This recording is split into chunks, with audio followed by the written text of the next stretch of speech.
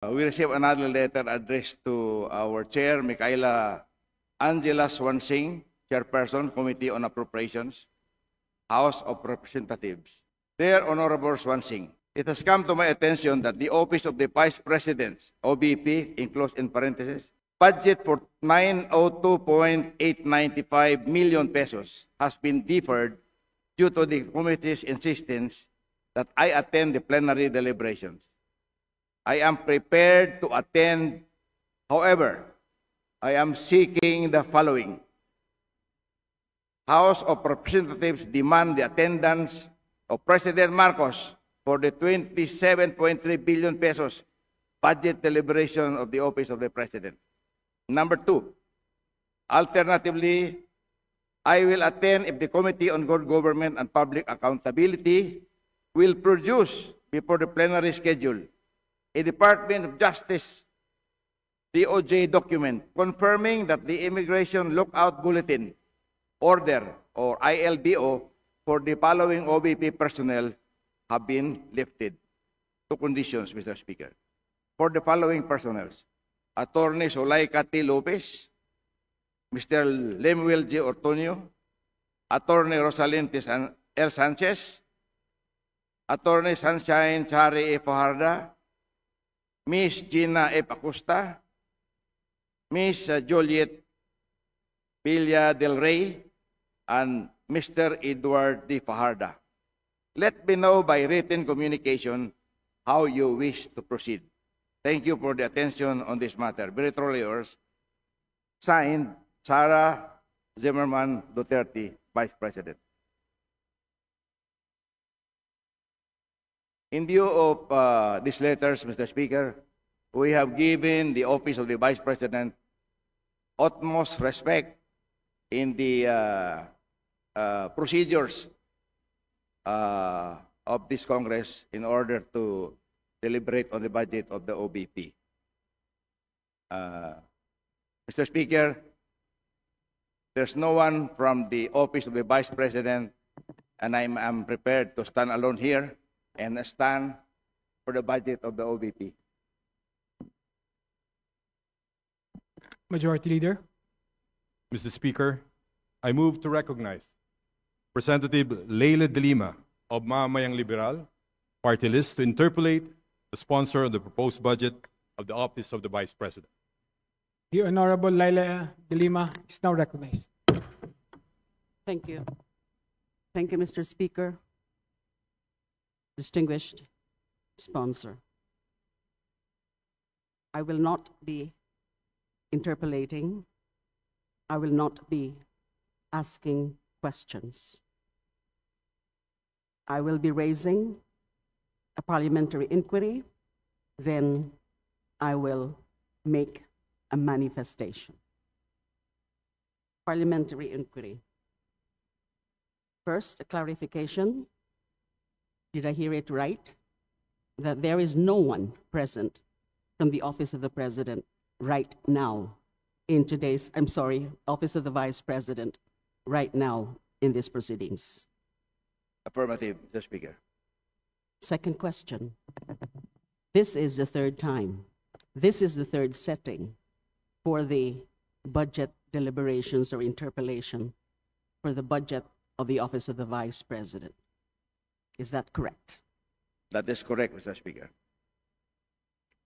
Does the committee have the intention to respond to this letter dated September 30, 2025?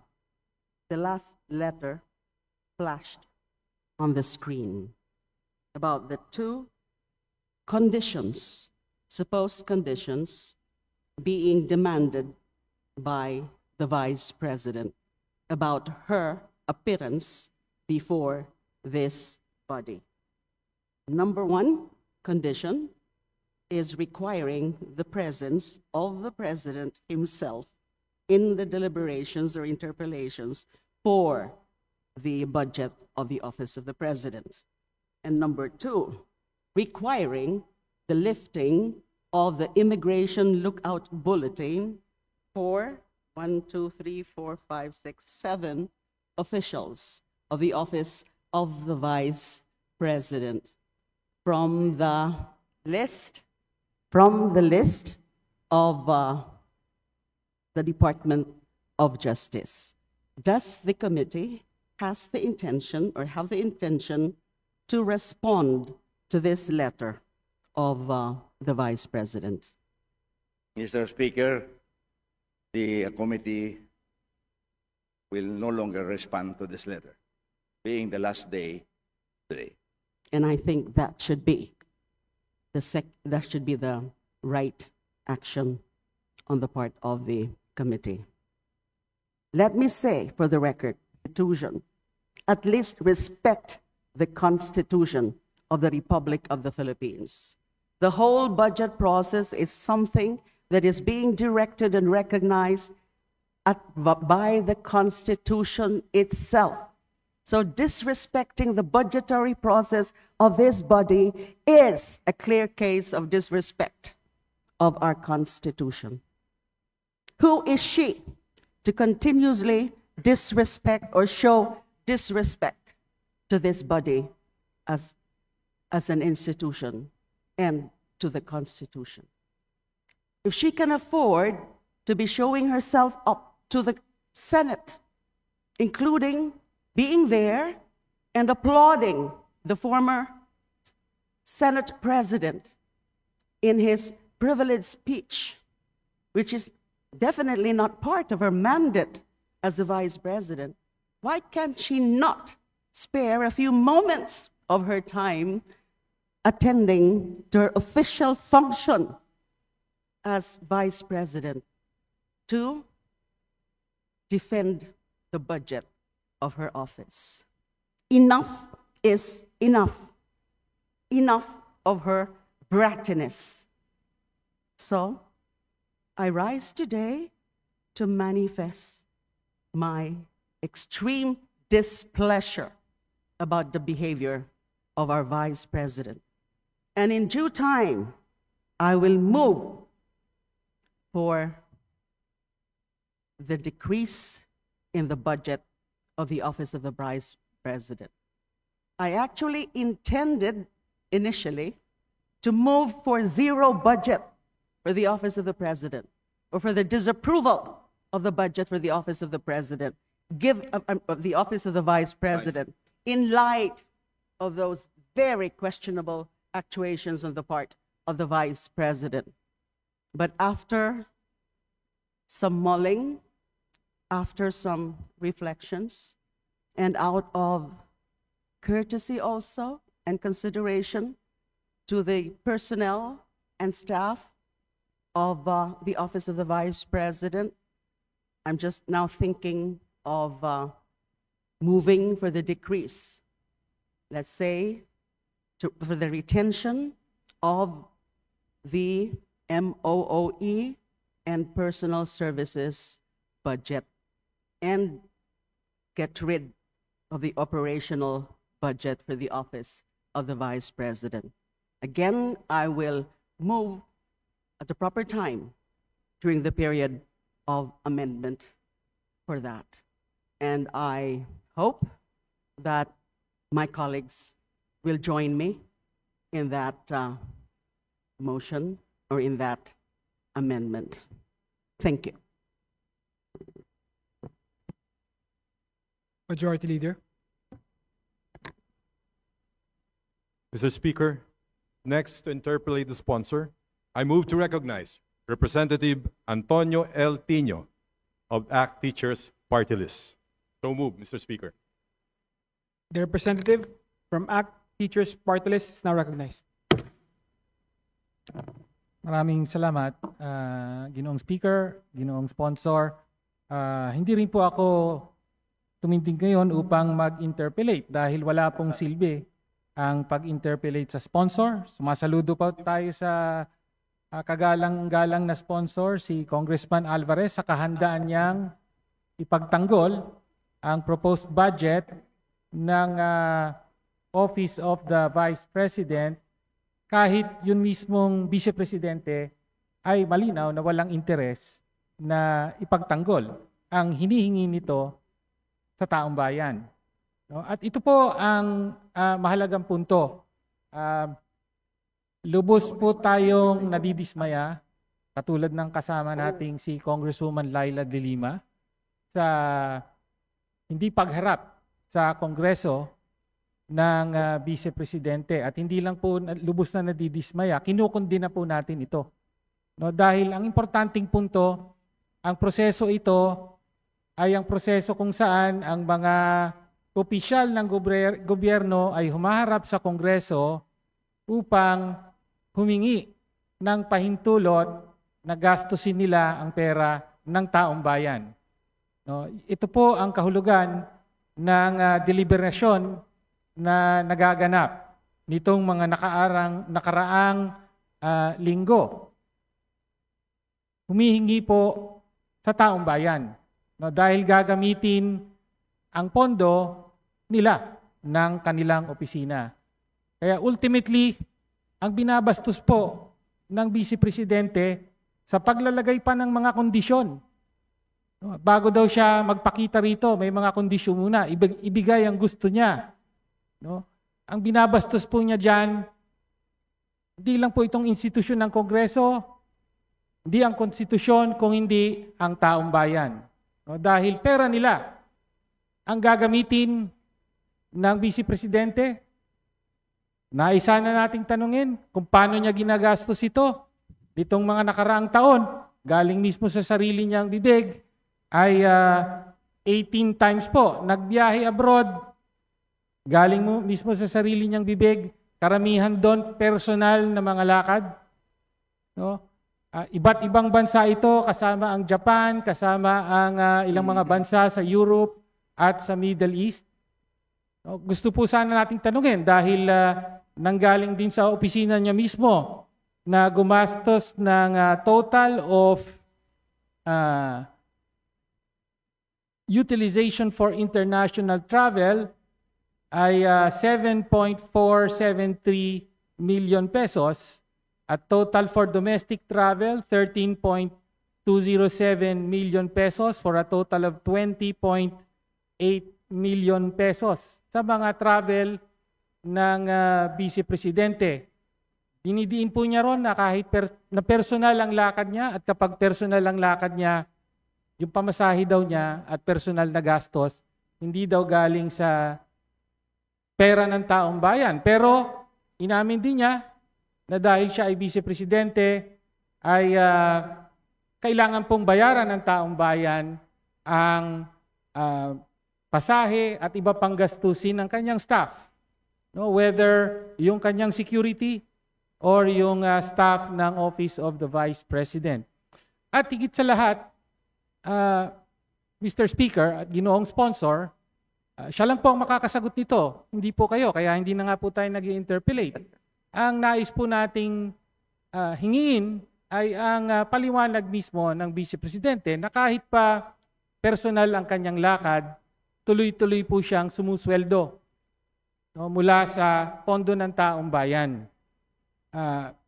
Second highest paid official of the national government ang Vice Presidente.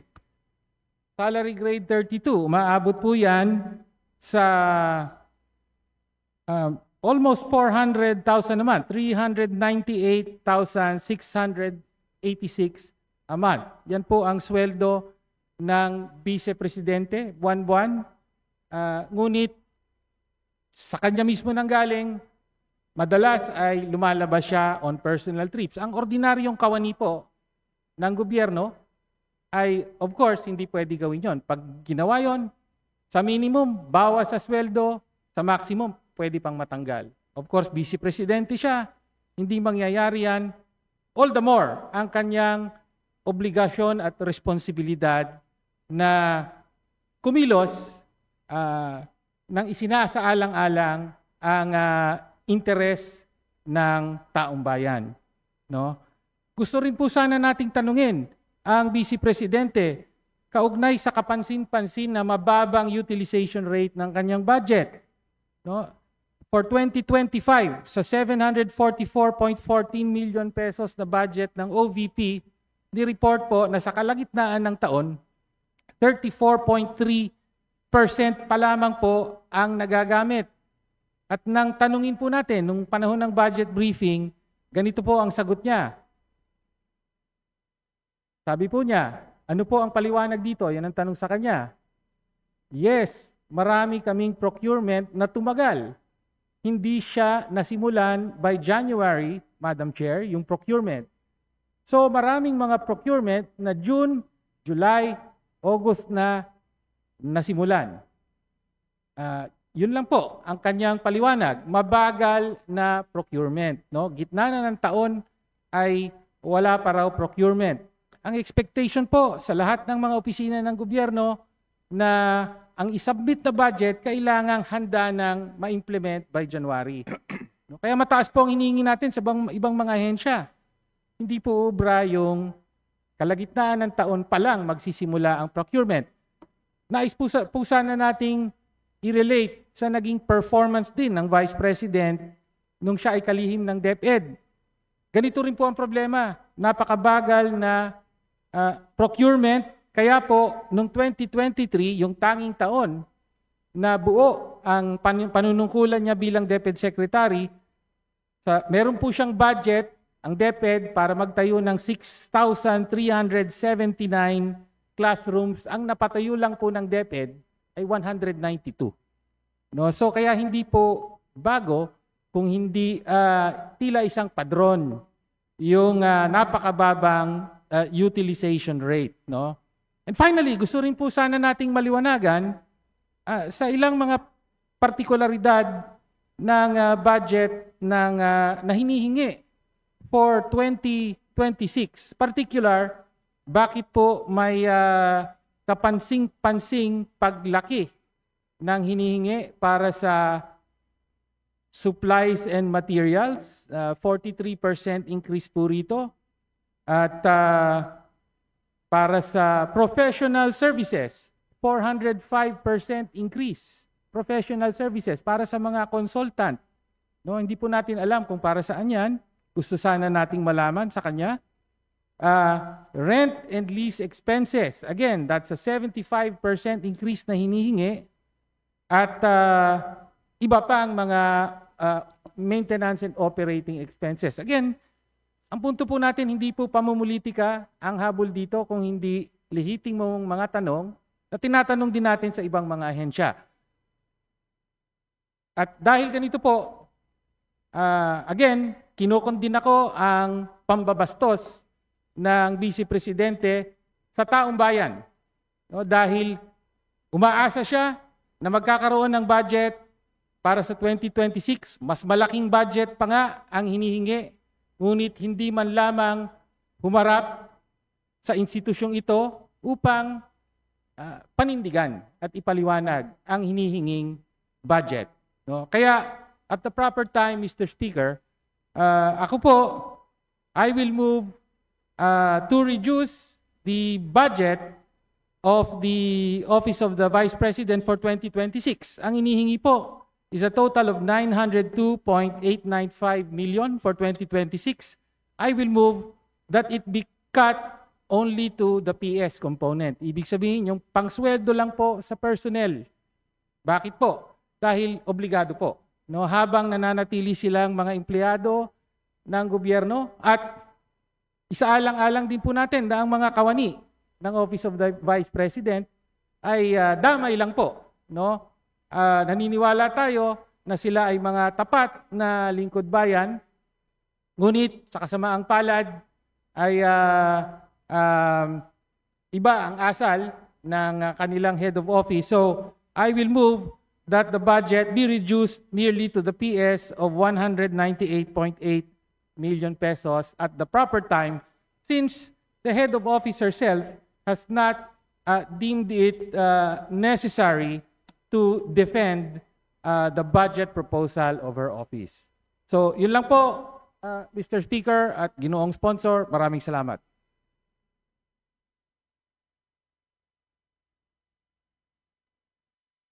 Majority Leader. I may be recognized, Mr. Speaker. Honorable Tino is now recognized. Mr. Speaker, there being no other member of the... Speaker, I withdraw, I, Mr. Speaker. I have registered that I will be manifesting. Majority Leader. Yes. Mr. Speaker, next to interpolate the sponsor, I move to recognize Representative Egay Erice of Caloocan City. So move, Mr. Speaker. The Honorable Erice is now recognized. Thank you, Mr. Speaker, Mr. Sponsor. Dear colleagues, the letter of Vice President Sara Duterte, with all due respect, reeks of hate and impropriety. Considering that the subject matter is simply the proposed budget of her office, instead of addressing the issue with sobriety and professionalism, the letter reflects the lingering bad blood between her and the House, particularly the 19th Congress. And it set conditions that are clearly unreasonable and impossible. However, I firmly believe that the 20th Congress is doing its duty well in providing our people with the best possible budget for fiscal year 2026. Our task is to serve the people, not to be distracted by personal grievances or political animosities. The best way forward is simply to ignore the letter and proceed with the more important task at hand, the approval of the national budget. To ignore the letter and treat it as unimportant is in fact the most professional and dignified way of addressing this matter. Let us stay focused on our mandate and let us not allow personal conflicts to derail the people's budget.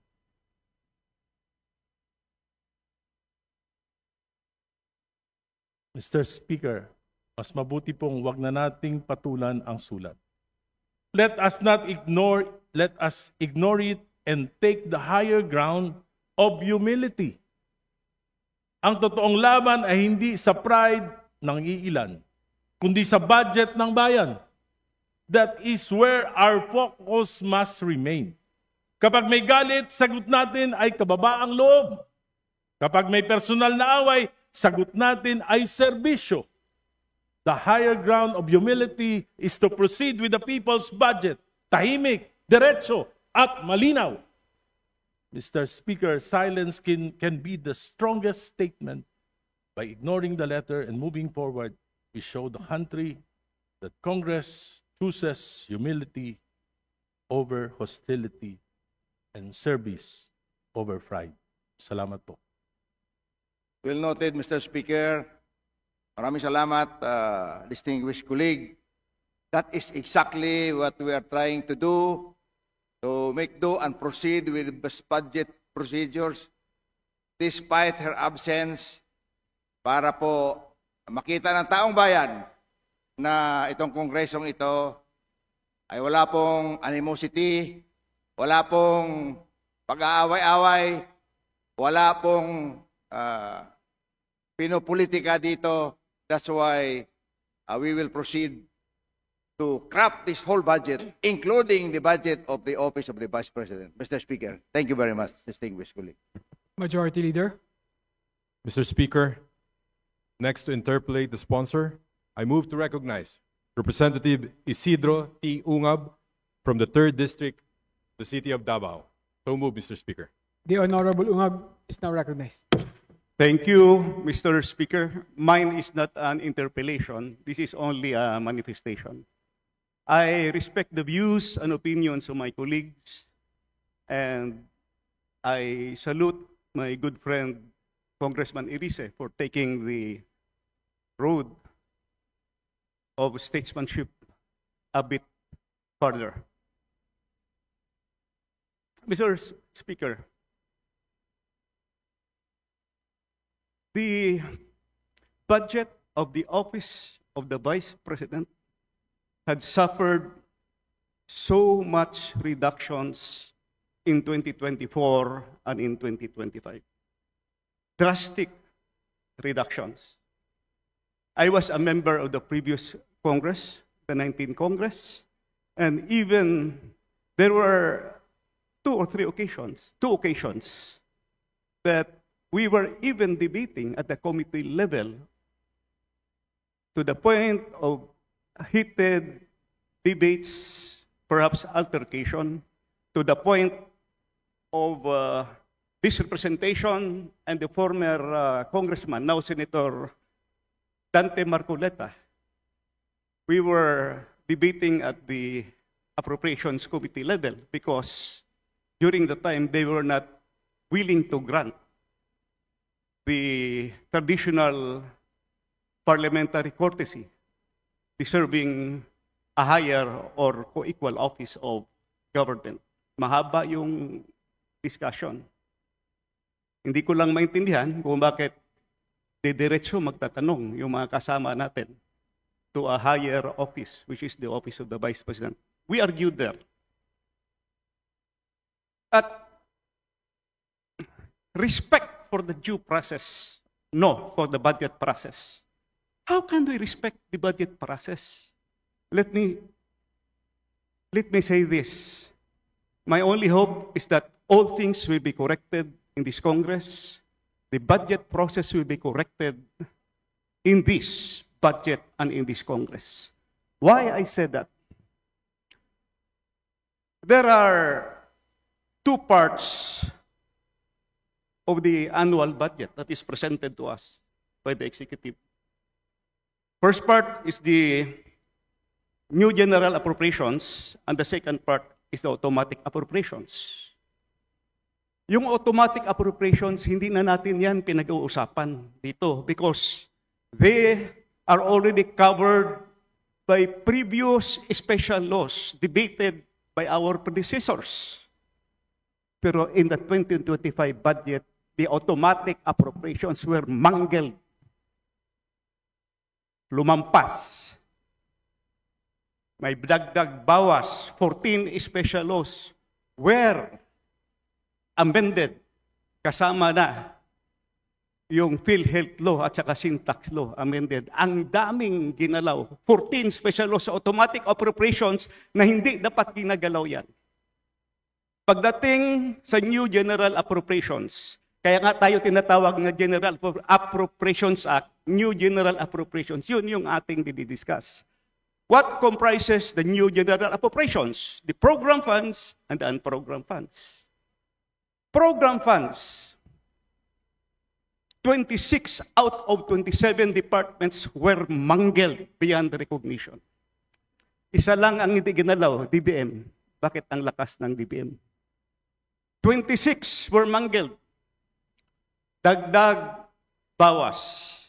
At saka yung program appropriations nilipat and program including the foreign assisted projects. At saka yung fiscal space na naiwan, pinalitan ng mga priority pet projects na wala man lang sa National Development Plan ng ating Republika ng Pilipinas.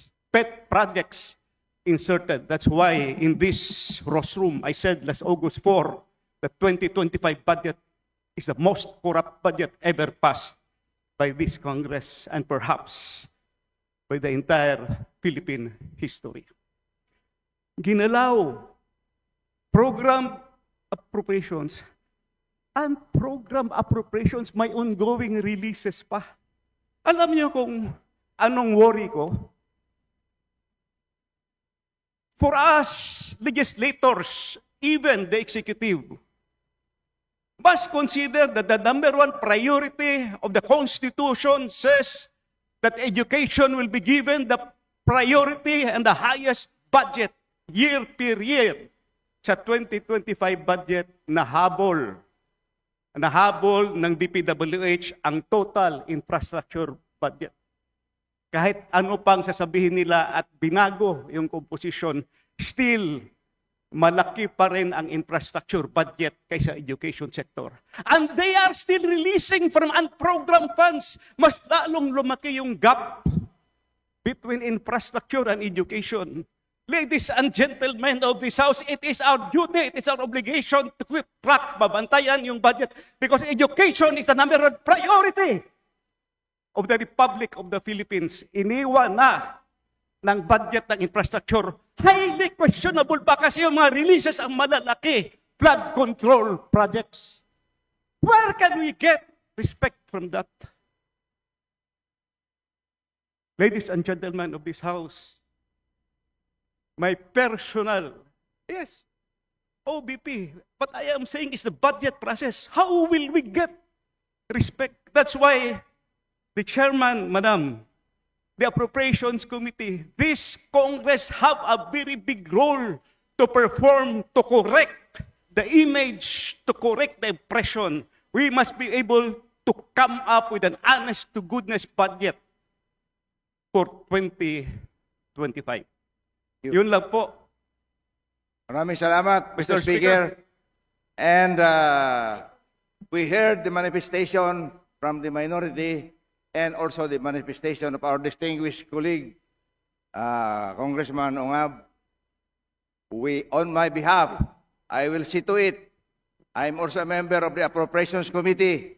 We will produce a budget that is beyond compare, meaning for the benefit of all Filipinos concerned. Thank you very much, Mr. Speaker. Majority Leader. Mr. Speaker, next for a short interpellation and short manifestation, I move to recognize Representative Rennie Louis Co from Kabataan Party List. So move, Mr. Speaker. The representative from Kabataan Party List is now recognized. Mr. Speaker, good sponsor, di ko na po masyadong papahabain, but in due time, the Makabayan Bloc will move to reduce the budget of the Office of the Vice President in light of these new developments. Sa bahagi lang po natin, ang manifestation ko lang po, now is not the time for protection, now is not the time for immunities, now is not the time for conditions. No? Ang kailangan ng taong bayan, transparency, paliwanag. The Filipino people deserve an acceptable explanation. We deserve better. With this po, Mr. Chair, good sponsor, I move to terminate the interpellations for the budget of the Office of the Vice President for the 2026 budget. So moved, Mr. Chair. Majority Leader. Mr. Speaker, on the part of the majority, we join the minority in the motion to terminate the interpellations on the proposed budget on the Office of the Vice President. So move, Mr. Speaker. There's a motion.